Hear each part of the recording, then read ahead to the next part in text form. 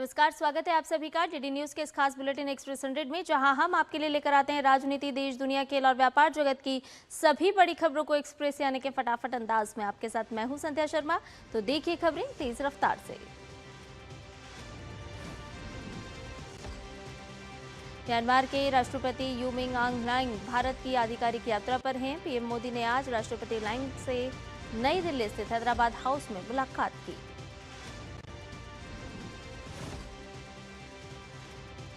प्रधानमंत्री नरेंद्र मोदी ने राष्ट्रपति लांग का गर्मजोशी से स्वागत किया। इस उच्च स्तरीय बैठक के दौरान दोनों नेताओं के बीच प्रतिनिधिमंडल स्तर की वार्ता हुई, जिसमें द्विपक्षीय संबंधों को नई ऊंचाइयों पर ले जाने और विभिन्न रणनीतिक मुद्दों पर विस्तृत चर्चा की गई। म्यांमार के राष्ट्रपति आज शाम को राष्ट्रपति द्रौपदी मुर्मू से भी मुलाकात करेंगे। उनकी इस 5 दिवसीय भारत यात्रा को दोनों देशों के बीच बहुआयामी सहयोग को और गहरा करने की दिशा में काफी महत्वपूर्ण माना जा रहा है। राष्ट्रीय सुरक्षा सलाहकार अजीत डोभाल ने कल म्यांमार के राष्ट्रपति आंग लांग से मुलाकात की। इस दौरान द्विपक्षीय संबंधों से जुड़े प्रमुख मुद्दों पर चर्चा हुई। प्रधानमंत्री नरेंद्र मोदी के निमंत्रण पर म्यांमार के राष्ट्रपति भारत आए हैं। उन्होंने 30 मई को अपनी यात्रा की शुरुआत भगवान बुद्ध की ज्ञान स्थली महाबोधि मंदिर से की थी। म्यांमार एकमात्र आसियान देश है जो भारत से सटा हुआ है और इसीलिए दक्षिण पूर्व एशिया का प्रवेश द्वार भी है। भारत अपनी एक्ट ईस्ट और नेबरहुड फर्स्ट नीतियों के अनुरूप म्यांमार के साथ सहयोग बढ़ाने का प्रयास कर रहा है। भारत और ऑस्ट्रेलिया के रक्षा मंत्रियों के बीच दूसरा द्विपक्षीय रक्षा संवाद नई दिल्ली में आयोजित किया गया। बैठक की अध्यक्षता भारत के रक्षा मंत्री राजनाथ सिंह और ऑस्ट्रेलिया के उप प्रधानमंत्री एवं रक्षा मंत्री रिचर्ड मार्ल्स ने की। भारत ऑस्ट्रेलिया रक्षा मंत्रियों के संवाद में द्विपक्षीय रक्षा सहयोग में हुई प्रगति की समीक्षा की गई। इसके साथ ही दोनों देशों के बीच सहयोग के नए रास्ते तलाशे गए। भारत और ऑस्ट्रेलिया के रक्षा मंत्रियों के बीच अहम बैठक में रक्षा एवं सुरक्षा सहयोग को सुदृढ़ करने, उद्योग सहयोग और पारस्परिक हित के क्षेत्रीय एवं वैश्विक सुरक्षा घटनाक्रमों पर भी चर्चा हुई। ऑस्ट्रेलिया के उप प्रधानमंत्री एवं रक्षा मंत्री रिचर्ड मार्ल्स की ये यात्रा अक्टूबर 2025 में ऑस्ट्रेलिया में आयोजित पहले संवाद के बाद हो रही है। ऑस्ट्रेलिया भारत के स्वतंत्र, समावेशी और समृद्ध हिंद प्रशांत क्षेत्र के दृष्टिकोण में एक महत्वपूर्ण भागीदार है। भारत और अमेरिका इस सप्ताह अंतरिम द्विपक्षीय व्यापार समझौते पर बातचीत फिर से शुरू करने वाले हैं। दोनों पक्षों के मुख्य वार्ताकार आज से राष्ट्रीय राजधानी में 4 दिवसीय बैठक करेंगे। इसका उद्देश्य प्रस्तावित अंतरिम व्यापार समझौते के विवरण और कानूनी मसौदे को अंतिम रूप देना होगा। अमेरिकी प्रतिनिधिमंडल का नेतृत्व मुख्य वार्ताकार ब्रैंडन लिंच करेंगे, जबकि भारत की टीम का नेतृत्व वाणिज्य विभाग के अतिरिक्त सचिव दर्पण जैन करेंगे। इन वार्ताओं में व्यापक द्विपक्षीय व्यापार समझौते के तहत बाजार पहुंच, गैर टैरिफ बाधाएं, सीमा शुल्क, व्यापार सुविधा और आर्थिक सुरक्षा सहयोग जैसे क्षेत्रों पर चर्चा को आगे बढ़ाने की उम्मीद है। भारत और ओमान के बीच आर्थिक साझेदारी समझौता आज से लागू हो गया है। वित्त मंत्रालय ने भारत और ओमान के बीच हुए सीईपीए के तहत ओमान से आयातित वस्तुओं पर सीमा शुल्क रियायत संबंधी अधिसूचना जारी कर दी है। भारत और ओमान के बीच सीईपीए पर पिछले साल दिसंबर में हस्ताक्षर किए गए थे। इस समझौते के लागू होने से भारतीय वस्तुओं और सेवाओं को ओमान के बाजार में अधिक अवसर मिलेंगे और दोनों देशों के व्यापारिक संबंध और भी मजबूत होंगे। अफ्रीकी संघ ने इबोला संकट से निपटने के लिए भारत की ओर से की गई मदद के लिए आभार जताया है। अफ्रीकी स्वास्थ्य एजेंसी ने भारत सरकार और जनता का धन्यवाद करते हुए अफ्रीका के साथ एकजुटता दिखाने के लिए सराहना की। भारत ने एक बार फिर मदद भेजकर वैश्विक मित्र की भूमिका निभाई है। अफ्रीका की स्वास्थ्य एजेंसी अफ्रीका रोग नियंत्रण और रोकथाम केंद्र के अनुसार ये सहायता युगांडा में पूर्वी क्षेत्रीय समन्वय केंद्र के माध्यम से कांगो लोकतांत्रिक गणराज्य के पूर्वी हिस्से में राहत कार्यों के लिए भेजी गई है। नेपाल की सत्ताधारी राष्ट्रीय स्वतंत्र एक प्रतिनिधिमंडल अध्यक्ष रवि लामिछाने के नेतृत्व में 5 दिवसीय भारत दौरे पर रहेगा। ये यात्रा भाजपा के निमंत्रण पर आयोजित की जा रही है। नेपाली प्रतिनिधिमंडल नई दिल्ली में भाजपा के वरिष्ठ नेताओं से मुलाकात करेगा। ये यात्रा ऐसे समय में हो रही है जब नेपाल के प्रधानमंत्री बालेन्द्र शाह ने भारतीय भूमि पर अतिक्रमण को लेकर संसद में विवादित बयान दिया था। भाजपा के विदेश मामलों के विभाग प्रभारी विजय चौटाईवाला ने बताया है कि इस दौरे का उद्देश्य आरएसपी और भाजपा के बीच पार्टी स्तर पर संवाद स्थापित करना और साथ ही लोकतांत्रिक प्रक्रियाओं और जन केंद्रित राजनीतिक पहुंच जैसे मुद्दों पर विचार विमर्श करना है। भाजपा अध्यक्ष नितिन नवीन आज पार्टी मुख्यालय में एक महत्वपूर्ण बैठक की अध्यक्षता करेंगे। इस बैठक में मोदी सरकार के 12 साल पूरे होने के कार्यक्रमों की समीक्षा की जाएगी। बीजेपी ने केंद्र सरकार की उपलब्धियों को लेकर वृहद योजना बनाई है। 6 जून से 21 जून तक देश भर में पार्टी के बड़े नेता केंद्र की उपलब्धियों को जनता के बीच ले जाएंगे। राज्यसभा की शिक्षा, महिला, बाल, युवा एवं खेल संबंधी विभागीय स्थायी समिति की बैठक आज हो रही है। समिति कल भी नई दिल्ली में संसद भवन एनेक्सी में बैठक करेगी। संसदीय स्थायी समिति आज शिक्षा व्यवस्था और परीक्षा सुधारों से जुड़े महत्वपूर्ण मुद्दों पर विचार विमर्श कर रही है। बैठक का मुख्य विषय नीट और एनटीए है। साथ ही कंप्यूटर आधारित परीक्षा और पारंपरिक पेन एंड पेपर परीक्षा प्रणाली पर भी चर्चा हो रही है। समिति की बैठक में कल 2 जून को सीबीएसई से जुड़े मुद्दों की समीक्षा की जाएगी। इस दौरान समिति के सदस्य स्कूल शिक्षा विभाग के सचिव और सीबीएसई अध्यक्ष से बातचीत भी करेंगे। पश्चिम बंगाल में आज भाजपा सरकार के मंत्रिमंडल का दूसरा विस्तार हुआ। मुख्यमंत्री शुभेंदु अधिकारी के नेतृत्व वाली सरकार में 35 नए मंत्री पद और गोपनीयता की शपथ ली। इसके साथ ही मुख्यमंत्री शुभेंदु अधिकारी की मंत्रिपरिषद में मंत्रियों की कुल संख्या 42 हो गई है। भव्य शपथ ग्रहण समारोह में राज्यपाल आनंद रवि ने सभी नए मंत्रियों को उनके पद की शपथ दिलाई। भाजपा के 13 विधायकों ने कैबिनेट मंत्री के रूप में शपथ ली, जबकि 3 को राज्य मंत्री स्वतंत्र प्रभार और 19 अन्य को राज्य मंत्री के रूप में मंत्रिपरिषद में शामिल किया गया। मुख्यमंत्री शुभेंदु अधिकारी ने कहा कि उनकी सरकार पश्चिम बंगाल की जनता की आकांक्षाओं को पूरा करने के लिए प्रतिबद्ध है। पश्चिम बंगाल सरकार ने महिलाओं के लिए सरकारी बसों में मुफ्त यात्रा योजना शुरू की है। इसका उद्देश्य महिलाओं के सशक्तिकरण को बढ़ावा देना और सार्वजनिक परिवहन तक उनकी पहुंच को आसान बनाना है। नियम के तहत बस के भीतर कंडक्टर के सामने पहचान पत्र दिखाना होगा, जिसके बाद महिलाओं को 0 वैल्यू टिकट जारी किया जाएगा। राज्य सरकार ने ये योजना राज्य परिवहन निगमों की सभी सरकारी बसों में लागू की है। ट्राम और सरकारी फेरी वाली सेवाओं में महिलाओं को सामान्य किराया देना होगा। पश्चिम बंगाल सीआईडी ने टीएमसी के राष्ट्रीय महासचिव अभिषेक बनर्जी को नोटिस देकर उनसे जांच अधिकारियों के सामने पेश होने को कहा है। सीआईडी ने उन्हें आज एजेंसी के भवानी भवन मुख्यालय में पूछताछ के लिए पेश होने के निर्देश दिए हैं। ये नोटिस विधानसभा सचिवालय को सौंपे गए एक मैसेज में पार्टी विधायकों के जाली हस्ताक्षर के कथित इस्तेमाल की जांच के सिलसिले में है, जिसमें शोभनदेव चट्टोपाध्याय को विपक्ष के नेता के तौर पर समर्थन दिया गया था। पश्चिम बंगाल सरकार में मंत्री दिलीप घोष ने टीएमसी सांसद कल्याण बनर्जी द्वारा लगाए गए हमले के आरोप को पूरी तरह से नकारा है। दिलीप घोष का कहना है कि कल्याण बनर्जी पर हमला नहीं हुआ, वो सिर्फ ड्रामा कर रहे हैं। बिहार विधान परिषद की 10 सीटों पर चुनाव के लिए आज से नामांकन शुरू हो गया है। नामांकन का आखिरी दिन 8 जून है। इसमें एनडीए की 9 सीट मिलना तय माना जा रहा है और ऐसे में उम्मीदवारों को लेकर मंथन भी हो रहा है। बिहार में स्वास्थ्य मंत्री निशांत कुमार और पंचायती राज मंत्री दीपक प्रकाश का विधान परिषद में जाना लगभग तय है। इसके अलावा 7 सीटों पर उम्मीदवार कौन होगा, इस पर एनडीए में लगातार बैठक हो रही है। जेडीयू में कल हाई लेवल मीटिंग हुई। बैठक में पार्टी के राष्ट्रीय अध्यक्ष और पूर्व मुख्यमंत्री नीतीश कुमार समेत केंद्रीय मंत्री ललन सिंह और उप मुख्यमंत्री विजय कुमार चौधरी ने विधान परिषद चुनाव के लिए मंथन किया। आगामी महाराष्ट्र विधान परिषद के चुनाव के लिए भाजपा ने 16 सीटों में से 10 के लिए और नागपुर विधान परिषद चुनाव के लिए उम्मीदवारों की घोषणा कर दी है। ये चुनाव 18 जून को होगा, जिसकी गणना 22 जून को होगी। भाजपा ने नागपुर उपचुनाव क्षेत्र के लिए डॉक्टर राजीव पोद्दार वर्धा चंद्रपुर गढ़चिरौली से अरुण लखानी, भंडारा गोंदिया से अविनाश ब्राह्मणकर और अमरावती से प्रवीण पोटे पाटिल को उम्मीदवार बनाया है। इसके साथ ही सांगली सतारा से धैर्यशील कदम, सोलापुर से राजेंद्र राउत और अहिल्यानगर से प्राजक्त तनपुरे चुनावी दंगल में उतरेंगे।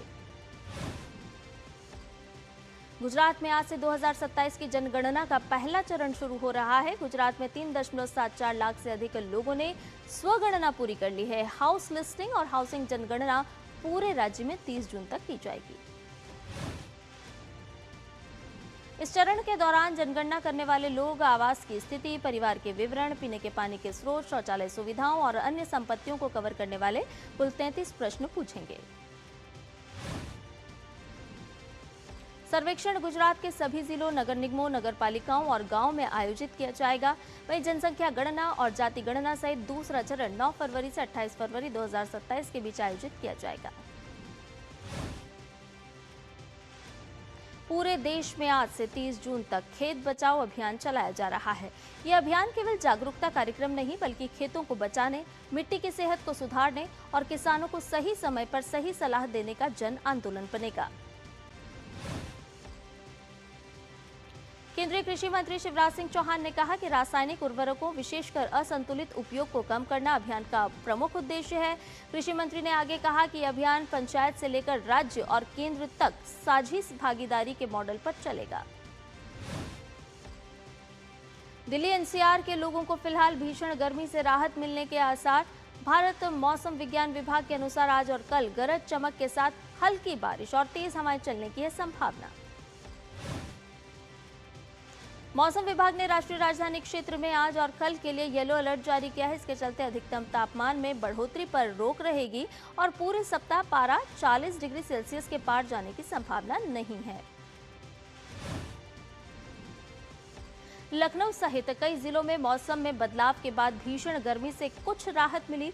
कुछ जिलों में तेज हवाओं और ओलावृष्टि के साथ बारिश भी हुई। मौसम विभाग ने राज्य के कई जिलों के लिए बारिश का अलर्ट जारी किया है। उत्तर प्रदेश के मुख्यमंत्री योगी आदित्यनाथ ने कई जिलों में आंधी, बारिश और खराब मौसम की घटनाओं के मद्देनजर जिला प्रशासन, राहत आयुक्त कार्यालय और संबंधित विभागों को निरंतर निगरानी बनाए रखने के निर्देश दिए हैं। मुख्यमंत्री योगी आदित्यनाथ ने निर्देश दिए हैं कि जिन जिलों में तेज हवाओं, बारिश, ओलावृष्टि या अन्य प्राकृतिक आपदाओं के कारण जान माल का नुकसान हुआ है, वहां प्रभावित परिवारों को बिना किसी देरी के निर्धारित राहत सहायता प्रदान की जाए। आज 1 जून को पूरी दुनिया में अंतर्राष्ट्रीय दुग्ध दिवस मनाया जा रहा है। ये दिन हमें दूध के पोषण, डेयरी उद्योग और विश्व की खाद्य सुरक्षा में इसके महत्व के बारे में याद दिलाता है। भारत आज दुनिया का सबसे बड़ा दूध उत्पादक देश है। लाखों ग्रामीण परिवारों की आजीविका डेयरी सेक्टर पर आधारित है।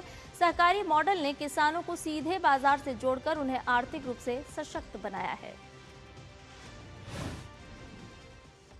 बुलेटिन में फिलहाल रुक रहे एक छोटे से ब्रेक के लिए, जल्द हाजिर होंगे।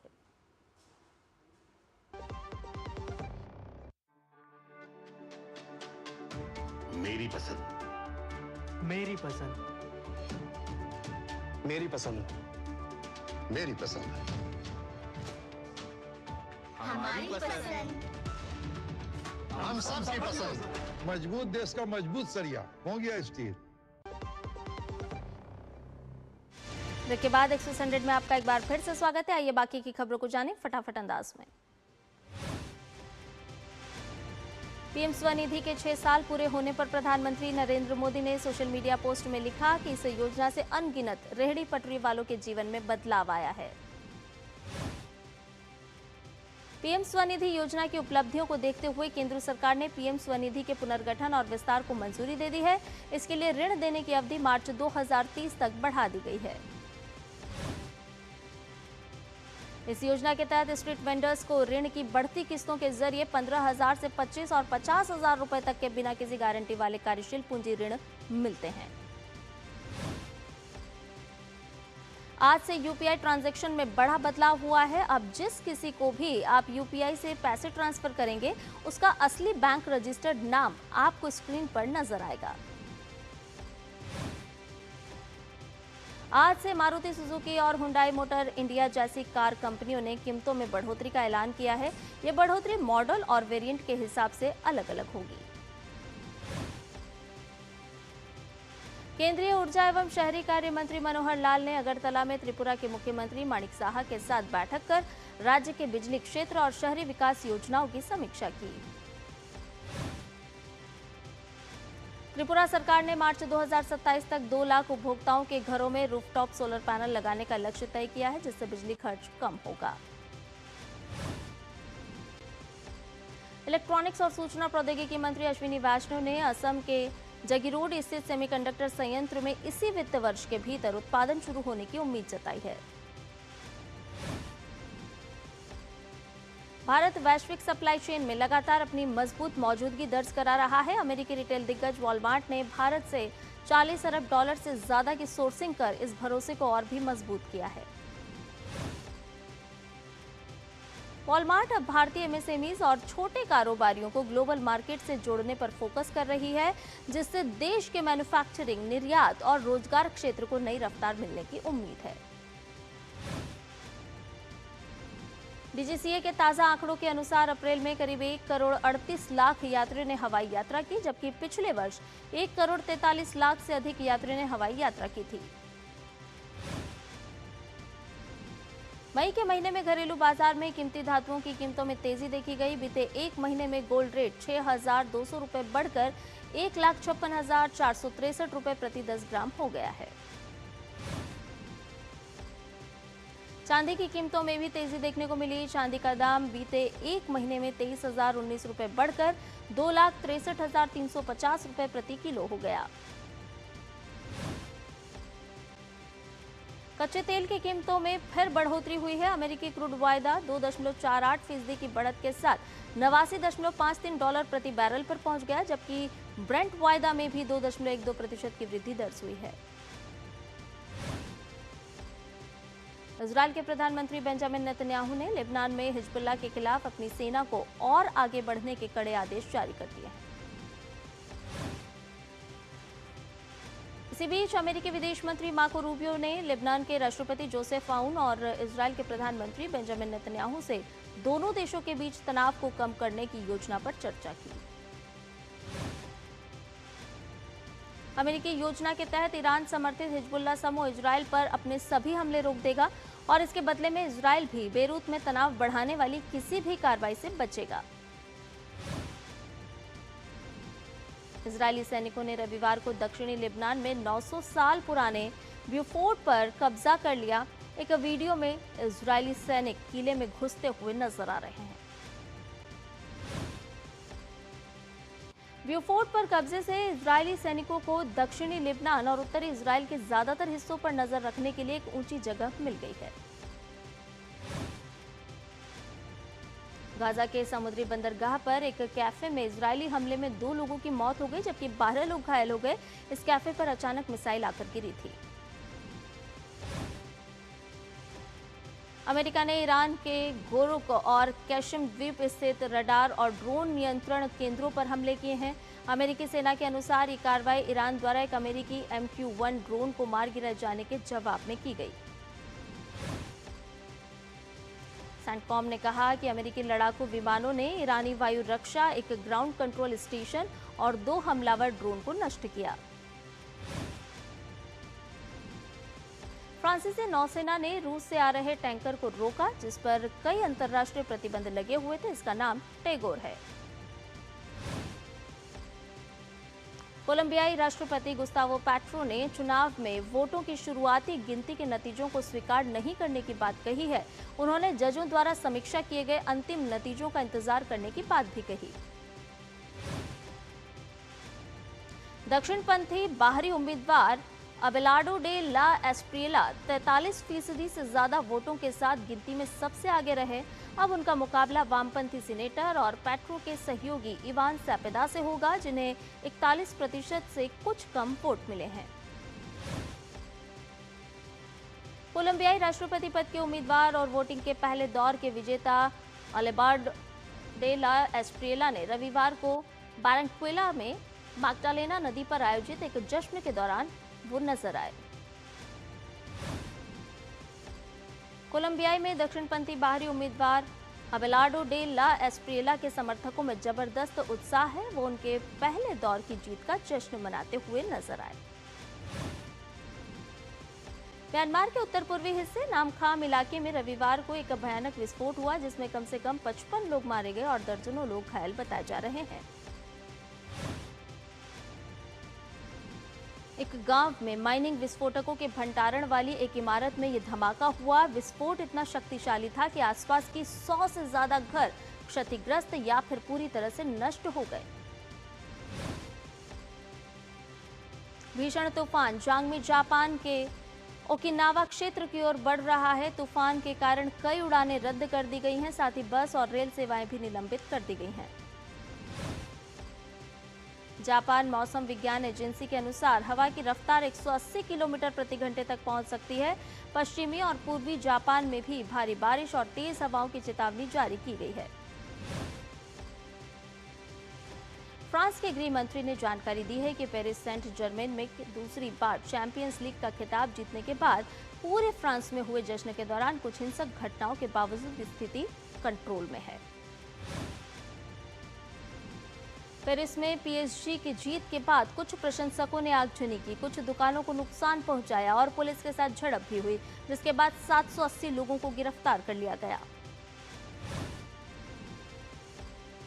डब्ल्यूएचओ प्रमुख ने उत्तर पूर्वी democratic Republic of the Congo में इबोला के संदिग्ध मामलों के लिए जल्द इलाज की अपील की है। रॉयल चैलेंजर्स बेंगलुरु ने आईपीएल 2026 के फाइनल में गुजरात टाइटंस को 5 विकेट से हराकर लगातार दूसरी बार टूर्नामेंट का खिताब अपने नाम कर लिया। आरसीबी के लिए विराट कोहली ने खेली 75 रन की नाबाद पारी, छक्का जड़कर आरसीबी को बनाया आईपीएल चैंपियन।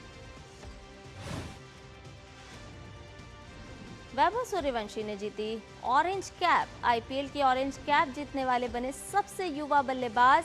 इस सीजन में वैभव ने 776 रन बनाए। चेन्नई सुपर किंग्स के कप्तान ऋतुराज गायकवाड़ ने श्रीलंका में होने वाली आगामी 3 देशों की श्रृंखला के लिए भारत ए टीम में चोटिल रियान पराग की जगह ली। एशियन गेम्स के लिए भारतीय पुरुष कुश्ती टीम का चयन अमन सहरावत, दीपक पुनिया, सुजित कलकल ने बनाई जगह। दीपक पुनिया ने की शानदार वापसी। गोवा में खेले जा रहे सैफ महिला चैंपियनशिप फुटबॉल प्रतियोगिता में भारतीय महिला टीम ने बांग्लादेश को 3-0 से हरा ग्रुप बी में शीर्ष स्थान हासिल किया। सात्विक और चिराग की जोड़ी ने जीता सिंगापुर ओपन का खिताब। फाइनल में इंडोनेशियाई जोड़ी को कड़े संघर्ष से दी मात। भारतीय जोड़ी ने 3 गेम के मुकाबले में दर्ज की मुश्किल जीत। 2 बार के पैरालंपिक स्वर्ण पदक विजेता सुमित अंतिल ने लगाया आरोप, बोले 1/3 कोच बेहद अहंकारी और अभ्यास के पुराने तरीकों का करते हैं इस्तेमाल। पहलवान मीनाक्षी गोयत ने कहा कि उन्होंने विनेश फोगाट के खिलाफ एशियाई खेलों के चयन के लिए हुए मुकाबले में पूरे आत्मविश्वास के साथ प्रदर्शन किया। 4 बार की चैंपियन श्वांतक फ्रेंच ओपन से बाहर हो गई हैं। श्वांतक को मार्ता कोत्स्युक ने 7-5-6-1 से शिकस्त दी। महिला एकल वर्ग में यूक्रेन की एलिना स्वातिलोना ने क्वार्टर फाइनल में बनाई जगह। स्वितोलिना ने चौथे दौर के मैच में स्विट्जरलैंड की बेलिंडा बेंचिच को हराया। वहीं रूस की मीरा अंद्रीवा ने भी क्वार्टर फाइनल में पहुंचने में सफलता हासिल की। मीरा ने स्विट्जरलैंड की जिल टिचमैन को 6-3, 6-2 के सीधे सेट में हराया। पुरुष एकल वर्ग में ब्राजील के जोआओ फोंसेका ने किया क्वार्टर फाइनल में प्रवेश। चौथे राउंड में कैस्पर रूट को दी मात। चेक गणराज्य के जैकब मेंसिक से होगा सामना। मैनचेस्टर सिटी ने विमेंस एफए कप का खिताब अपने नाम कर लिया है। टीम ने फाइनल मुकाबले में ब्राइटन की टीम को 4-0 से हराया। मेक्सिको की राजधानी मेक्सिको सिटी पर चढ़ा फीफा विश्व कप का बुखार। हर तरफ फुटबॉल से जुड़ी तस्वीरों से सजा शहर। चैंपियंस लीग का खिताब जीतने वाली पेरिस सेंट जर्मेन की टीम का पेरिस में हुआ जोरदार स्वागत। हजारों की संख्या में लोगों ने जीत का मनाया जश्न। एक्सप्रेस न्यूज में फिलहाल के लिए इतना ही। मुझे दीजिए इजाजत। नमस्कार।